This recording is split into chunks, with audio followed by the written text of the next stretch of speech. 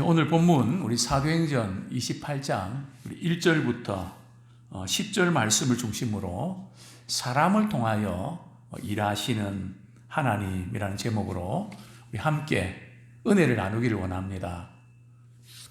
사실 바울의 전도 사역을 보면 그와 함께 동력했던 믿음의 사람들도 있었는가 하면 참 유대교의 사람들은 유대교를 믿는 사람들은 그를 끊임없이 괴롭히고 그를 힘들게 했습니다. 이제 후반부에 이제 바울이 신문을 받게 되고 또 재판을 받을 때에 그때 하나님께서 사람을 통해서 일하셨는데 그때 나타난 사람들 대부분 불신자였습니다. 그러니까 우리 하나님께서는 신자들뿐만 아니라 불신자를 통해서도 일을 하십니다. 왜냐하면 우리가 볼 때 불신자지 우리 하나님이 보실 때는 하나님의 형상으로 만들어진 그런 소중한 존재이기 때문에 그렇죠. 그러니까 우리 하나님이 일하시는 영역은 신자의 영역에만 국한되는 것이 아니라 불신자에게도 해당되고 자연계, 짐승, 또 식물, 또 우주 전체 모든 이 만물 가운데 하나님께서 통치하십니다. 일하십니다. 근데 하나님께서 직접 이렇게 간섭해서 일하시는 경우도 있지만 대부분은 사람을 통해서 일하시는 것을 보게 됩니다. 예를 들면요. 역대하 20장에 보면 이스라엘과 아람과의 전쟁이 나오는데 그래서 이 전쟁은 너희에게 속한 것이 아니요 하나님께 속한 것이다. 근데 오늘 많은 분들이 여기 보면 이 전쟁이거든요. 어떤 전쟁은 사람이 일으키는 전쟁도 있습니다. 욕심 때문에. 전쟁은 하나님께 속한 것이다. 앞에 이 전쟁은 하나님께 속한 것이지 사람에게 속한 것이 아니다. 즉, 이 전쟁은 어떤 전쟁인가 하면 이스라엘과 아람과의 전쟁입니다. 너희는 싸울 것이 아니라 적군이 아람 사람들끼리 자기들끼리 서로 이렇게 쳐 죽입니다. 그래서 이 전쟁에서 대승을 거두게 되죠. 우리 하나님께서 그렇게 역사하셨습니다. 그래서 우리 30절에 보면 역대 20장 30절에 보면 이방 모든 나라가 여호와께서 이스라엘의 적군을 치셨다 함을 듣고 하나님을 두려워함으로 사방에서 그들에게 평안을 주셨습니다. 하나님께서 그들을 치셨다. 도저히 일어날 수 없는데 이것은 인간의 힘으로 안 되는 건데 하나님께서 치셨다. 그러니까 주변 국가들이 야 이스라엘 그 배우는 하나님 계시니까 함부로 건드려 당하면 큰일 나겠다. 정말 이스라엘 군인들은 별로 이 전쟁에서 한 게 없거든요.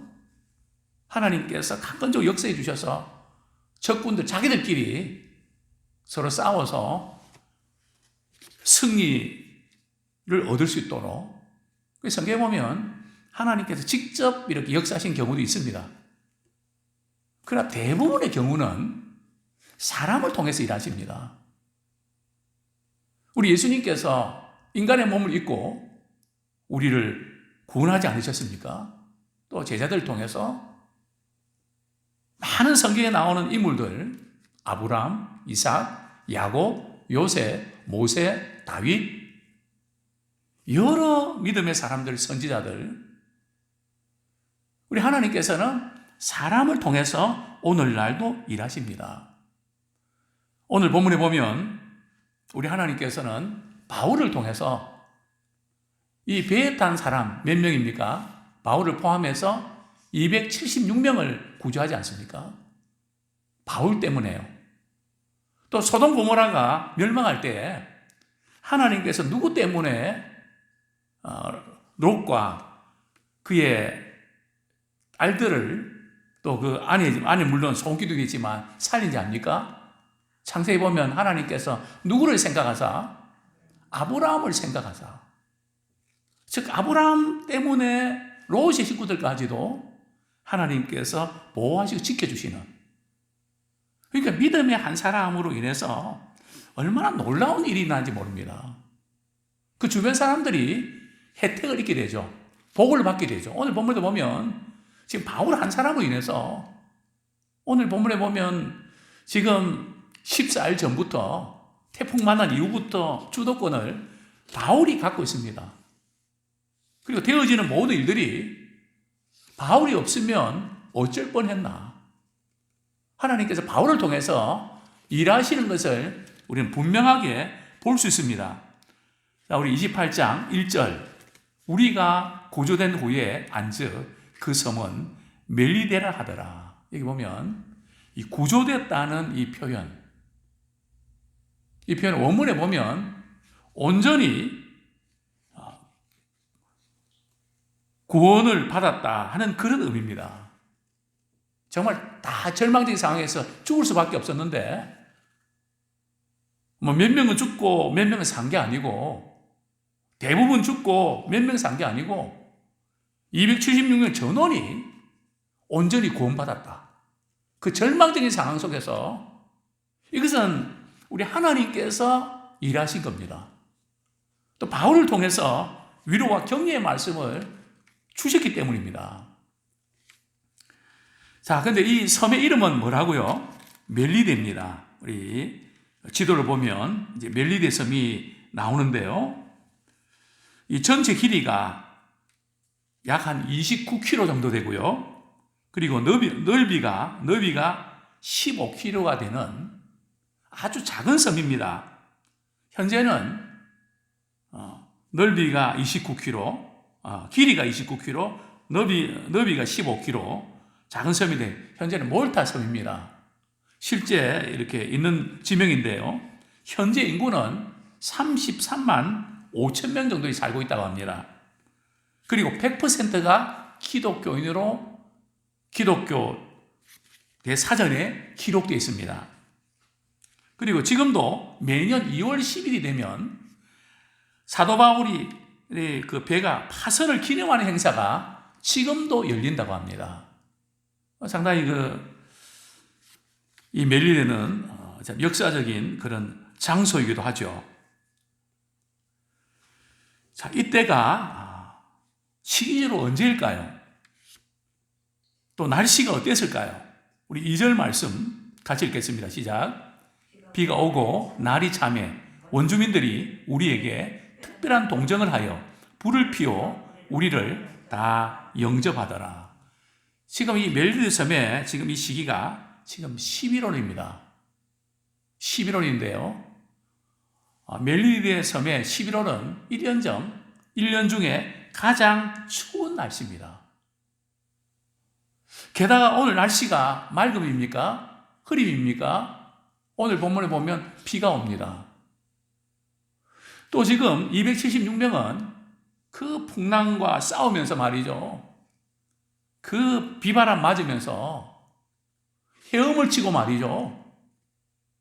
이제 육지에 상륙했는데 한번 생각을 해보십시오. 그 겨울에 말이죠. 얼마나 추웠겠습니까?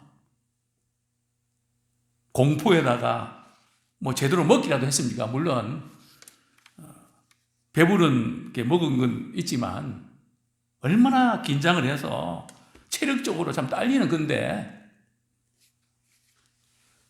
날씨가 음산한 날씨입니다.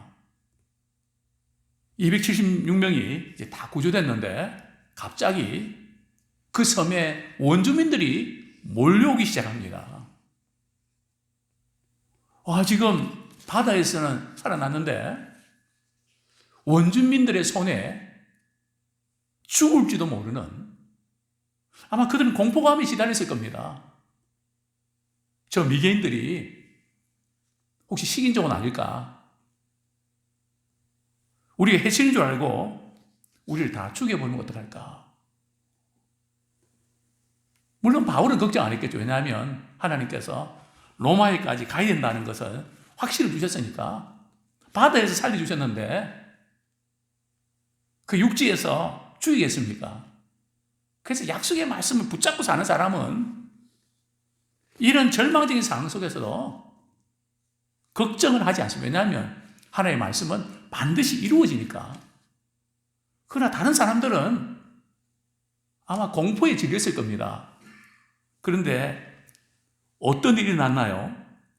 그 원주민들이 그 276명의 그런 사람들 배에서 얼마나 고생했을까, 얼마나 추울까 해서 장작을 이렇게 피워서 이제 모닥불을 피워놓고 따뜻하게 몸을 녹일 수 있도록 손짓을 합니다. 여기 와서 불 좀 쬐라고. 근데 오늘 본문에 보면 그냥 이렇게 친절 베푸는 것이 아니라 오늘 본문에 우리 2절에 보면 우리에게 특별한 동정을 하여 또 우리를 다 영접했다는 것은 VIP 대접을 했다는 겁니다. 생전 모르는 사람 아닙니까? 무슨 친척 관계도 아니고 생면부지의 사람인데 어떻게 이것이 가능할까요? 하나님께서 바울이 있기 때문에 270명의 모든 사람들이 대접을 받을 수 있도록 그들의 마음을 움직여 주신 것입니다. 그러니까 우리 하나님께서는 신자뿐만 아니라 불신자를 통해서도 일을 하십니다. 그들도 감동 먹고 그들이 마음을 움직여서 성경에 보면 고레스 왕을 말이죠. 감동시켜서 이스라엘 백성들이 바벨론에서 돌아가서 성전을 지을 수 있도록 공포를 하지 않습니까? 그러니까 우리 하나님이 하시는 일은 제한이 없습니다. 우리가 볼 때는 이거 아니면 안 된다고 생각하지만 우리 하나님께서는 너희는 내게 부르짖으라. 내가 알지 못하는 크고 기이한 일을 내게 보이리라. 참 하나님께 놀랍게 역사하시는 것을 우리는 보게 됩니다. 자, 그런데 한 가지 사건이 터지고 말았습니다. 바울이 나무 한 묶음을 이렇게 가져서 불을 계속 활활 타오르게 하기 위해서 그 모닥불 속에 이렇게 던져 넣습니다. 여기서 보면 바울은 복음만 선포하는 사람이 아니라 생활 가운데 섬기는 것이 몸에 배어 있습니다. 다들 지금 그 상황에서 말이죠. 죽다가 살아났는데 뭐 정신이 없는데 또 이 원주민들이 막 몰려왔는데 그 상황 속에서 그냥 이 장작을 가지고 말이죠. 불 속에 이렇게 집어넣는 참 바울의 어떤 섬기는 모습이 몸에 배어 있는 것을 우리는 보게 됩니다. 자, 그런데 문제가 생겼습니다. 그 장작에 뭐가 있었습니까? 독사가 있었습니다. 불이 뜨거우니까 말이죠. 독사가 나와서 바울의 손을 물어버렸습니다.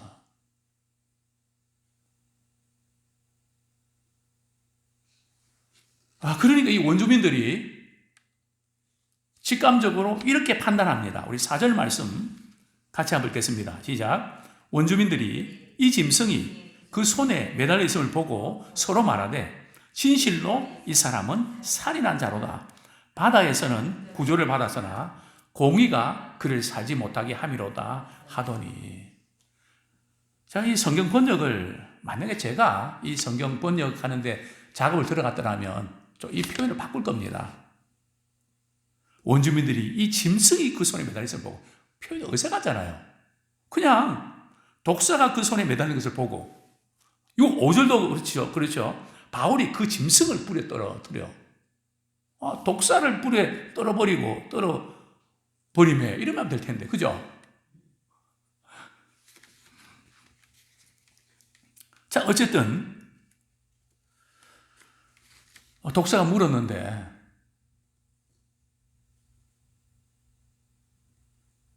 이제 바울은 그걸 떨어뜨려 버립니다. 그 원주민들이 그 광경을 보고 바울 이 사람 살인한 사람이다. 그러니까 복수의 신이 이제 바울을 죽이려고 독사가 그를 물게 했다는 거죠. 이 바다에 사는 사람들은 미신이 많습니다. 그래서 출항하기 전에 구슬하죠. 막 신들이 많습니다. 여기 이 복수의 그 신은 당시에 네메시스입니다. 복수의 신이 복수를 한다. 그래서 지금 바다에서는 살았지만 이 사람이 워낙 사람을 죽이기 때문에 죄가 흉악하기 때문에 복수의 신이 지금 복수를 하는 거다. 그러니까 이 사람은 살지 못할 거다. 몸이 붓든지 갑자기 쓰러지는 것을 기다리는데 5절, 6절에 보면 바울이 그냥 그 독사를 말이죠. 불에 딱 툭 그냥 말이죠. 떨어뜨려 버리고 뭐 이렇게 쓰러지는 것도 아니고 몸이 붓지도 않는단 말이죠. 그러니까 이 원주민들이 뭐라고 생각합니까? 6절 하반절에 보면 그를 신이라 하더라. 세상에 어떤 이런 일이 있나? 아마 그들이 책을 썼다면 세상에 이런 일이 아마 이 사건도 기록됐을 겁니다. 이게 있을 수 없는 일이거든요. 자유주의 신학자들은 이 사건을 보고 뱀이 바울을 물은 게 아니고 나무에 딱 붙어 있었다. 그러니까 물었다 그랬거든요. 그리고 뱀이 겨울에는 동면을 하는데 왜 이 시간에 나타났냐. 그리고 지금 몰타섬에는 뱀이 없는데 지금 뱀 없는 거하고 그때 뱀 있는 거하고 무슨 상관이 있습니까? 그래서 뱀이 물은 게 아니고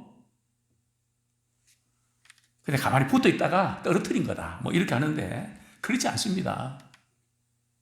주님께서 독사가 물었지만 바울을 보호해 주신 거죠. 하나님께서 일하신 겁니다. 성경에 우리 이런 말씀이 있습니다. 마가복음 16장 18절 뱀을 집어 올리며 무슨 독을 마실지라도 해를 받지 아니하며 병든 사람에게 손을 얹은 즉 나으리라. 뱀을 집어 올리며 그게 또 해를 받지 않는다는 거죠. 무슨 독을 마실지라도. 근데 지금 상황에서 말이죠. 독사가 물개 갖고 말이죠. 막 독을 마시고 나 예수 믿기 때문에 난 살아날 거다. 그러면 그 사람 죽습니다. 항상 하나님의 그 기적은 예수 그리스도의 이름을 나타내기 위해서 믿게 하기 위해서 역사하시는 거지. 시험하라고 오늘날도 이 말씀 붙잡고 말이죠. 시험하는 100% 죽습니다. 시험하라고 주신 게 아닙니다. 지금 하나님 말씀이 복음 전하는 바울에게 그대로 이루어진 거죠. 독사에게 물려도 해를 받지 않는 그런 놀라운 은혜를 체험하게 된 것입니다. 우리가 또 병든 사람에게 손을 얹은 즉 나으리라. 또 우리가 이 사실 그대로 믿고 기도하는 사람이나 또 기도받는 사람 믿으면 그대로 낫죠. 약속의 말씀이니까요. 자, 이 소식을, 이 사건을 목격했던 사람이 있었는데요. 우리 7절 같이 한번 읽겠습니다. 시작. 이 섬에서 가장 높은 사람 보블리오라는 이가 그 근처에 토지가 있는지라 그가 우리를 영접하여 사흘이나 친절히 머물게 하더니 보블리오의 부친이 열병과 이질에 걸려 누워있거늘 바울이 들어가서 기도하고 그에게 안수하여 낫게 하매. 하나님께서 또 사람을 통해서 일하십니다. 지금 그 섬에 지금 바울과 275명이 지금 머물러 있는 그곳에 가까운 곳에 이 보블리가 이제 땅이 많은데 가까운데 자기 집이 있었던 모양입니다. 그래서 이제 바울 일행을 영접을 하죠. 물론 어떤 분들은 275명 합쳐서 276명을 다 이렇게 집에 오겠다. 뭐 이런 이야기던데 그건 우리가 알 수 없죠. 근데 그것은 276명이면 너무 많은데 어쨌든 사흘 동안의 바울 일행을 영접을 합니다. 참 친절하게 이렇게 대해주시고 접대를 합니다. 이게 우연일까요? 모닥불 피워놓고 따뜻하게 영접받은 것은 감사한 일인데 지금 겨울입니다. 다시 이렇게 로마까지 가는데 몇 개월이 걸리는지 아십니까? 3개월이 걸립니다. 그걸 어떻게 합니까? 우리 11절 말씀, 석 달 후에 우리가 그 섬에서 겨울을 난 후 알렉산드리아 배를 타고 떠나니 그 배의 머리 장식은 디오스고로라. 지금 이 섬에서 멜리데 섬에서 몇 개월 있어야 된다고요? 3개월 있어야 됩니다. 지금 이 배에 탄 사람들 돈이 있나요? 금이 있나요? 물건이 있나요? 배에 가볍게 하기 위해서 다 버렸습니다. 아무것도 없습니다. 하루 지금 버티는 것도 힘이 듭니다. 근데 몇 개월 동안 버텨야 됩니까? 3개월을 버텨야 됩니다. 그런데 참 하나님께서 일하시는 방법이 특이하죠. 이제 3일 동안 이렇게 잘 머물고 이렇게 대접을 잘 받았는데 마침 그때 보블리오 부친이 열병과 이질에 걸려서 누워있는 것을 바울은 보게 된 겁니다. 당시에 이 지금 멜리데 섬의 그 열병은 염소젖에서 이렇게 세균이 생성된 것으로 생성되었는데요. 이 질병에 걸리면 4개월 동안 지속이 되고 심지어는 2년에서 3년간 계속 열로 고통을 당한다고 합니다. 굉장히 고약한 병인데요. 또 거기다가 이질까지 심한 설사의 피와 점액이 섞여 나왔습니다. 그런데 바울이 기도하고 안수하니까 그 즉시 나아버렸습니다. 그러니까 지금 이 보블리오가 말이죠. 바울 일행을 어떻게 되겠습니까? 자기 아버지가 말이죠. 이렇게 고통당했는데 병이 나으니까